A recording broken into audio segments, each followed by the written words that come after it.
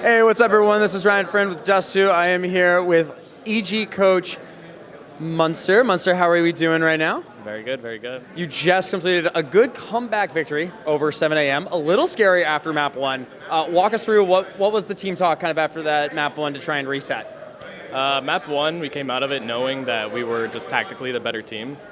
We showed it on our T side. We just didn't have enough rounds to work with from our CT side. The first half of that game, it just came down to a lot of clutches, and they just happened to win them. If we had managed to maybe win like 3 more rounds, I think we could have actually pulled out the win in that map.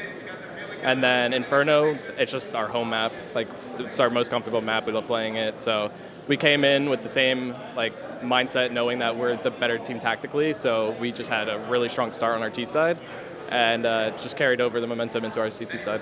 Well, speaking of that CT side really quick, it seemed like things were kind of slipping away a bit. You were getting close to that 11 rounds. They were getting around 10. Was there any point of where you thought about trying to call a timeout, trying to reset the mentality, or did you think like, oh, the next one's going to happen? Yeah, I actually did. I called 2 tack pauses on our CT side because we started getting a little loose, and I just needed to remind them how they were playing. Just they have a really default heavy play style, and they just try to finish off of it. So I just had to remind them to hold our nades and play for the execs and play the site setups and have confidence in them, and it ended up working out in the end. Well, you guys have obviously played in Europe for quite a bit now. You've gotten some experience there. You were just a challenger, so you've been really exposed to a lot of different kinds of CS. Was there any difference that you felt with European CS and Asian CS? Does UK CS have a certain style to it? They're a relatively new team, so they don't have much structure in them yet. They do have really good defaults. I was talking to their coach at the end of the game, and I was telling him that there's definitely a foundation there for them to build off of. They have solid players. Their aim is good, which is the case for most EU players coming out of that region. As long as they stick to their style and just keep building on top of it, I think they'll be a relatively good team. Well, that Nuke game certainly was a little bit more lopsided than I think anyone would have predicted. Once you were kind of climbing up in the rounds there, were you thinking 16-0? Yeah, for sure. I mean, it was like round 12. DJ hadn't died a single time. Ben was just killing them left and right, like no trouble at all. I mean, we knew pretty much like halfway through the first half that we were probably going to end up 16-0ing them, and we had to do it for Bobby. Was there what was the team talk like at 15-0? Did you even have to say anything? It was just focus up, let's get it done, and that was it. We went in, we had a really good strat for the pistol round. It worked flawlessly, and we just closed it out. Well, it's nice to see you guys kind of bounce back after a lackluster Melbourne event that you guys had. We all know that you guys traveled extensively from Melbourne, so could you give a little comments about how the team is feeling? Is jet lag, anything like that, even at a home event? Yeah, there's definitely jet lag. It's almost impossible not to get jet lag after that kind of travel day. I think now majority of us have readjusted pretty well. A couple of us still haven't been feeling so great, but we just have a thing in our team where whatever percentage you have, you just give 100% of that. So some people maybe are at 20%, some people at 70. Regardless, we just give 100% of that 70 and that 20. Obviously, moving over to Evil Genius, you guys have had a lot more opportunities, and you've been able to travel, do boot camps, and really work with the team. How beneficial is it for you guys to have an org really behind you and supporting you in a lot of different ways that when you were being orgless, you couldn't? Yeah, one of the main differences is the support staff behind us. We have Matt with us, who's our player admin. He's been amazing. He's a really cool guy, really helps keep the mood nice and calm and fun.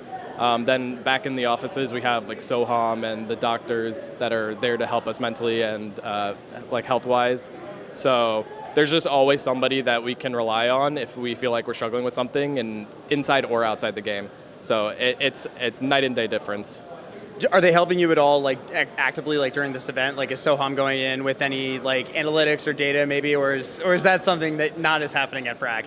Not so much for these events. Soham is busy with the main team.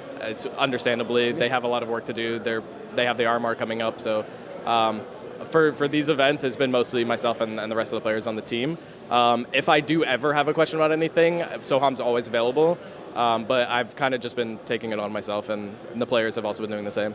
So I want to talk about Frag a bit. You're no stranger to Fragadelphia. You're from Philadelphia, so this is really your hometown event. What's it like to actually be here with a major organization like Evil Geniuses, kind of repping the brand and doing it for what you've always loved to do? It's amazing, honestly. Fragadelphia was actually the first LAN I ever went to. I never played in one, but as a spectator, I came here maybe Frag 14 or 13. and it's where I met a lot of amazing people. The scene here is just awesome. It's super fun. The banter is like nothing else you get anywhere. Even in the EU, like nobody really shit talks, so it's really fun to come here and feel that energy from everybody, even like the lower tier teams. Yeah, I mean, you just get an experience here that you don't get anywhere else, and everybody that's been working these events since the start of them has done an amazing job, and it's developed into something awesome, and I love it. Yeah, speaking of it developing into something, you and I both know how it used to be in a very, very tiny arena where they would force you out after matches because it was a fire code violation. And now we have an amazing entire studio in like downtown Philadelphia. It's now a 100K event, so it's brought all these international teams. Do you think that with the addition of all the international teams, it's made Frag a better event and given NA players a better opportunity? Yeah, for sure. Fragadelphia has developed into something more prestigious than I think it even intended to, which is amazing. It's really cool. The fact that EU teams are even like recognizing it and coming over here is like a massive step in a really good direction for our region, not even just Fragadelphia. Like a lot of these lower tier teams barely even get a chance to play against teams like us. So the fact that they can come here and play against teams like Apex and 7AM and other UK teams and other EU teams is something that I don't think you would ever be able to get in any other LAN environment. So I love everything that's happening here. All right, well, now you're officially into groups. Congratulations. You're going to join your other EG team, which successfully made it in. So what now with the formation of Group 6 that will be happening, who are you most wanting to play potentially in your seeded groups? Well, I'm actually really, really hoping that Apex managed to make it through because we want to play them really bad. But other than that, we just have like the common rivalries within NA, like ATK and Gaimin. Those are two teams that we love playing against because it's just really fun, and we both know how each other play, so it's always a battle, it's always a grind. Yeah, so I'm really looking forward to playing in those groups. It feels really good to make it through. And you're considered one of the most favored U.S. nation teams here. What do you give your own chances of taking Fragadelphia for yourself? We always come here to win. Even back when we were party astronauts, like our goal is always first place. And last year we played, we didn't manage to make it, but we got second place and we were really close. So we're hoping this year we can pull through. All right, well, Muenster, thank you so much for joining me on here. Best of luck to you in groups tomorrow. Thank you. All right, guys, everyone, make sure you check out dust2.us for more exclusive interviews that we will have at Fragadelphia. We're going to also have more written interviews done by all of our journalists, and we will see you next time.